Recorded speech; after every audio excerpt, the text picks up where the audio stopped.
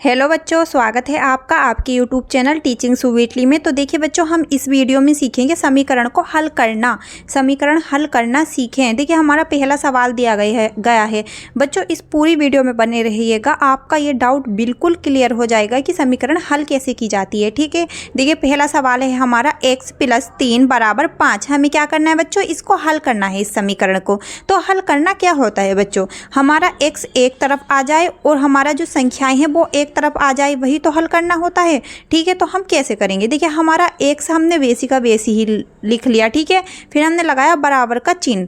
ठीक है, अब हम क्या करेंगे बच्चों, हमारा 5 भी ऐसी ही आ जाएगा और ये जो 3 है ना बच्चों, हमारा ये इधर किस साइन में है, ये क्या चिन्ह है इसके आगे, प्लस है। तो बच्चों इधर जाकर ये माइनस में हो जाएगा। ठीक है, अगर कोई संख्या इधर प्लस में होगी तो बराबर के दूसरी साइड में जाकर बच्चों वो संख्या हमारी क्या हो जाएगी, माइनस में हो जाएगी। तो क्या हो जाएगी बच्चों, ये -3। ठीक है, -3 हो गया। तो अब हम इसको घटाएंगे तो कितना हो जाएगा बच्चों, ये होगा हमारा 5 में से 3 गए बच्चों, 2 बचा, तो 2 आ गया। तो बस हमारा यही क्या हो गया बच्चों, आंसर हो गया। क्या हो गया, आंसर हो गया। देखिए हम एक दूसरा सवाल देखते हैं। हमारे पास दूसरा सवाल है बच्चों, y + 7 = 9। ठीक है, अब हमें क्या करना है, इसे भी हल करना है। ये भी तो हमारे पास एक समीकरण है। तो बच्चों हम क्या करेंगे, हमारा y तो एक तरफ हो जाएगा और हम संख्याएं एक तरफ कर लेंगे। कैसे, देखिए 9 हमारा वैसी का वैसी आ जाएगा और ये इधर हमारा क्या चिन्ह है, प्लस में 7 है। तो बच्चों ये बराबर के उधर की साइड आने पर ये -7 हो जाएगा। क्या हो जाएगा, -7 हो जाएगा। ये रूल याद रखना है कि अगर हम कोई संख्या बराबर के दूसरी साइड लेके जाते हैं ना बच्चों, तो चिन्ह बदल जाता है। अगर प्लस में होगा तो माइनस में हो जाएगा और माइनस में होगा तो प्लस में हो जाएगा।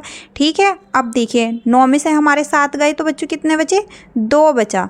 तो यही क्या हो जाएगा बच्चों, ये भी हमारा आंसर हो जाएगा। क्या हो जाएगा बच्चों, आंसर। अब देखिए तीसरा सवाल हमारा है x - 1 = 10। तो हम इसको कैसे हल करेंगे बच्चों, हम बिल्कुल ऐसे ही करेंगे जैसे हमने ये वाला सवाल और ये सवाल किया है। देखिए x एक तरफ हो जाएगा और संख्याएं एक तरफ हो जाएंगी। देखिए 10 भी हमारा ऐसी का ऐसी आ गया। ठीक है, आ गया। अब हमें क्या करना पड़ेगा, ये जो -1 है वो इधर की साइड लाना पड़ेगा। तो बच्चों इधर की साइड लाने पर क्या हो जाएगा, -1 + 1, क्योंकि यहाँ हमारा प्लस में था ये, तो इधर की साइड आया तो माइनस में हो गया। वैसे ही ये भी प्लस में था, इधर की साइड आया तो क्या हो गया बच्चों, ये माइनस में। लेकिन बच्चों यहाँ -1 है तो वो बराबर की साइड आने पर प्लस का हो जाएगा, मतलब चिन्ह बदल जाएंगे। ठीक है, ये याद रखना। तो x बराबर कितना होया, 10 + 1 कितना बच्चों, 11। तो यही क्या हो जाएगा बच्चों, यही हमारा आंसर हो जाएगा। ठीक है, अब हम दूसरे सवाल देखते हैं समीकरण के। हमारे पास अगला सवाल क्या है, हमारे पास है 5 (x - 1 = 5। तो बच्चों अब हम इस समीकरण को कैसे हल करेंगे। तो बच्चों अगर हमारे पास समीकरण के बाहर कोई संख्या होती है तो उस संख्या की गुणा हमारे समीकरण के अंदर जो भी होता है उससे हो जाती है। तो हम इसकी गुणा इससे करेंगे। ठीक है, कैसे करेंगे, देखिए 5 की गुणा x में करिए तो बच्चों आगा हमारा 5x। ठीक है, अब हमारा -ac ही आ जाएगा, आ गया। अब हम 5 की गुणा बच्चों 1 से करेंगे, 5 का ना 5। ठीक है, कर ली हमने 5 की गुणा ब्रैकेट में जो भी है उसके साथ, हमारा बराबर का बराबर आ जाएगा। ठीक है, इतना हो गया हमारा। अब हम क्या करेंगे बच्चों, संख्याओं को एक तरफ और x को एक तरफ करने की कोशिश करेंगे। कैसे, हम 5 ऐसे ही लिख लेंगे, 5x लिख लिया। अब हम क्या करेंगे, हम करेंगे बच्चों -5 जो है हमारा, ये -5 हम बराबर के इधर की साइड लेकर आएंगे। तो क्या हो जाएगा हमारा, ये 5 हमारा ऐसे ही आ जाएगा, आ गया। अब हम क्या करेंगे, जब ये -5 इधर की साइड आएगा तो बच्चों ये प्लस के 5 हो जाएगा, बिल्कुल जो हमने पहले सवाल किए हैं उसकी तरह। ठीक है, इधर माइनस है तो इधर आकर प्लस हो जाएगा, हो गया प्लस। अब हम 5x वैसे ही लिख देंगे, इनको जोड़ लेंगे बच्चों, कितना हो गया 10, 5 5 10। ठीक है, अब हम क्या करेंगे बच्चों, देखिए हमें x एक तरफ और संख्याएं एक तरफ करनी है। तो हमारा 5 भी तो है, वो भी तो हमें इधर की साइड लेकर जाना है ना। तो हम क्या करेंगे, हम करेंगे बच्चों, देखिए x ये हमारा 5x की गुणा में है, किस में है, गुणा में है। ठीक है, गुणा में है तो बच्चों इधर की साइड आने पर ये क्या हो जाएगा, 10 के भाग में आ जाएगा। ठीक है, 10 की किस में, भाग में आ जाएगा। अगर कोई भी संख्या बच्चों इधर की साइड हमारी किस में है, गुणा में है, ये गुणा में ही तो है, 5x दोनों गुणा में ही तो है, 5 गुणा x ही तो है ये बच्चों, है ना। तो ये जब इधर की साइड आएगा ना बच्चों, ये भाग में आ जाएगा। ये रूल याद रखिएगा बच्चों। अगर जैसे कि अगर हमारा 4x बराबर 1 है ना बच्चों, तो ये हमारा क्या होगा, हमारा 4 जो है बच्चों इधर की साइड आकर हमारा भाग में हो जाएगा। ठीक है, ये रूल याद रखिएगा। तो हमारा आ गया। अब देखिए, क्या हमारा 10 5 से कट रहा है? बिल्कुल कट रहा है। 5 दूनी 10। ठीक है, अगर कोई संख्या हमारी ऊपर वाली संख्या नीचे वाली संख्या से कट रही हो तो हम काट देते हैं। तो कितना आ गया बच्चों हमारा? 2। बस हमारा ये आंसर आ गया। क्या आ गया? आंसर आ गया। अब नेक्स्ट सवाल देखते हैं। देखिए, हमारा सवाल दिया गया है 22 बराबर 8, 22 बराबर 8। ठीक है, अब हम इसको कैसे हल करेंगे? देखिए बच्चों, मैंने आपको यहाँ ऐसा बताया कि अगर कोई भी संख्या हमारी गुणा में है इधर की साइड, तो अदर साइड जाके इधर की साइड आकर ये भाग में हो जाएगी। उसी प्रकार बच्चों, अगर कोई संख्या हमारी भाग में है 22, ये 2 जो है हमारा बटे में ही तो है, हमारा भाग में ही तो है 22 के, तो बच्चों ये इधर की साइड आकर हमारा गुणा में हो जाएगा। सिंपल। देखिए 22 बराबर 8 गुणा 2। बच्चों देखिए, अगर कोई चीज़ हमारी गुणा में है तो इधर जाके भाग में हो जाएगी, और भाग में है तो इधर जाके गुणा में हो जाएगी। देखिए, जैसे 8 गुणा 2 है, तो बच्चों ये गुणा में है तो हम 2 इधर को लेकर जाएंगे तो 22/2 हो जाएगा ना ये। अगर हम, क्योंकि ये गुणा में है, इधर लेकर जाएंगे तो हमारा भाग में आ जाएगा ये। बिल्कुल यही तो बन जाएगा ये। तो कोई भी संख्या अगर हमारी गुणा में होगी तो इधर की साइड आकर भाग में हो जाएगी, और अगर कोई संख्या हमारी भाग में होगी तो इधर की साइड हमारी गुणा में हो जाएगी।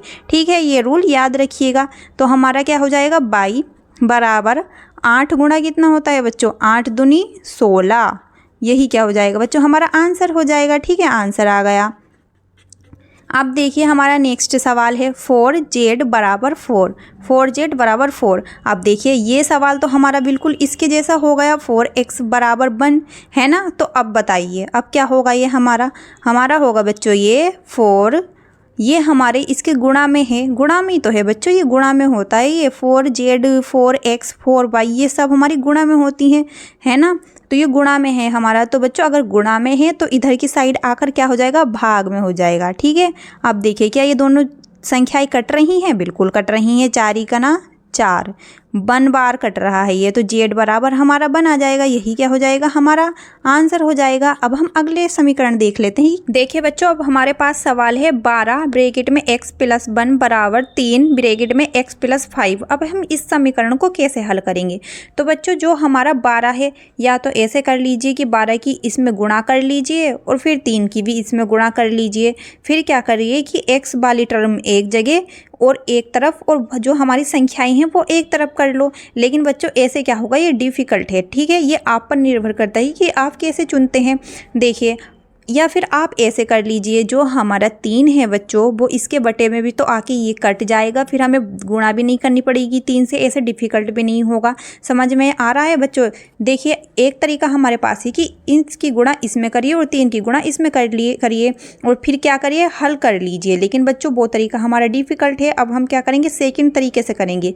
कैसे? देखिए, हमारा 12 AC का AC आ गया, जो हमारा बच्चों ये 3 इसके गुणा में ही तो है। ये ब्रैकेट का मतलब गुणा ही तो होता है कि 3 और ये हमारा दोनों गुणा में है। गुणा का मतलब है कि ये इधर आकर हमारा भाग में हो जाएगा। किसके? 12 के भाग में। तो कितना हो जाएगा? 3 बटे में आ गया, ये भाग में आ गया। ये हमारा AC का AC आ जाएगा x + 1। तो इधर क्या बचा हमारा? x + 5।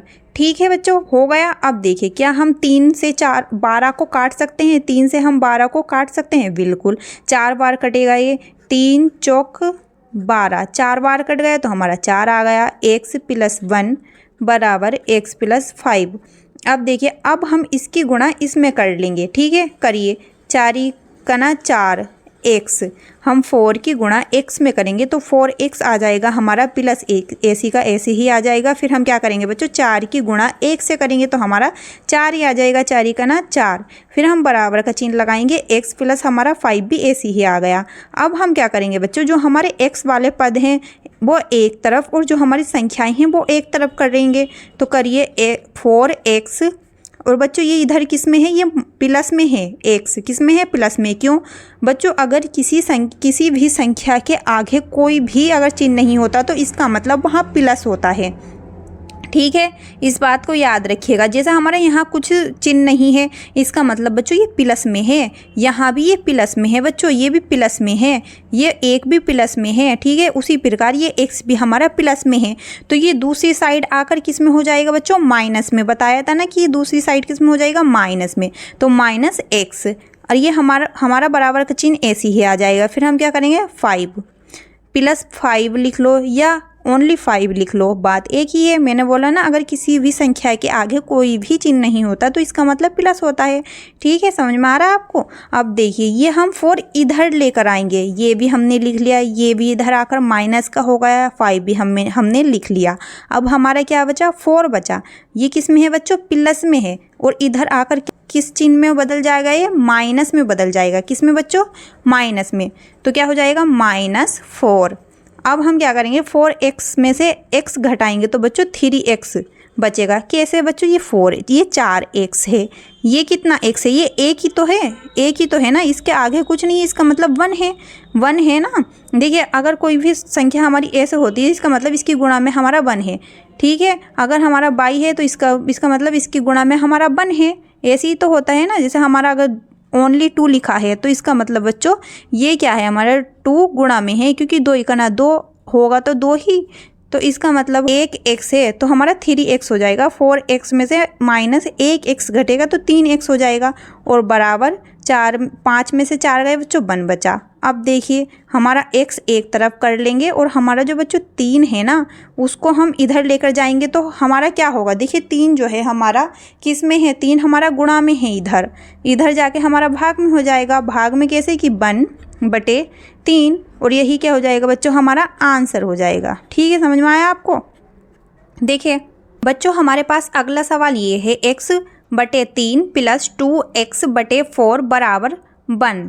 तो अब हम इसको कैसे करेंगे सोल्व बच्चों। ये जो है ना ये सवाल हमारा भिन्नों में आ गया है। कैसे, क्योंकि ये बटे में है ना हमारा 3, ये भी इसके 4 बटे में है। तो बच्चों यहाँ हमें लेना पड़ेगा, क्या लेना पड़ेगा, LCM लेना पड़ेगा। कैसे, लीजिए देखिए 3 और 4 का LCM लीजिए, क्या होगा, 3 और 4 कितना होगा, 3 बार कटेगा, 3 इकाना 3, हमारा 4 क्या आएगा, ऐसे ही आ जाएगा। अब हम क्या करेंगे बच्चों, 2 से करेंगे, ये हमारा 1 ऐसे ही आ जाएगा। ये कितनी बार गया, 2 बार, 2 दूनी 4।